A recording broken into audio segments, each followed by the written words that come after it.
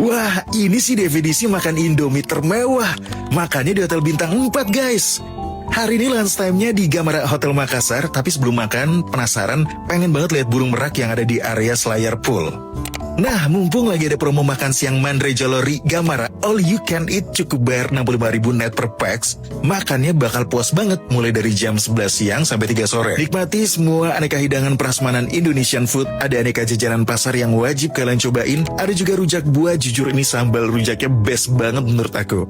Ada infus water, untuk pilihan menu prasmanannya hari ini ada ayam goreng saus Thai, kakap crispy mayo, menu-menunya tuh lengkap dan bisa makan sepuasnya di sini asal makannya habis ya. Oh ya, kalian juga bisa lihat live cooking dan langsung mencoba nasi gorengnya pada saat dimasak. Jujur sih belum kenyang kalau belum cobain Indomie seleraku. Kapan lagi makan Indomie di hotel berbintang 4? Ini Indomie termewah yang pernah aku makan, guys. Untuk sitting areanya luas, jadi kalian bebas pilih tempat. Menurutku rasa masakannya untuk semua menunya ya, itu worth it sih. Dengan bayar 65.000, kalian tuh kenyangnya dapat, plus satisfied sama servis dan juga suasana restonya. Ya sekali-sekali bolehlah ajak keluarga dan juga teman kantor buat ngelunch di sini. Nah, untuk reservasi kalian bisa lihat di sini ya.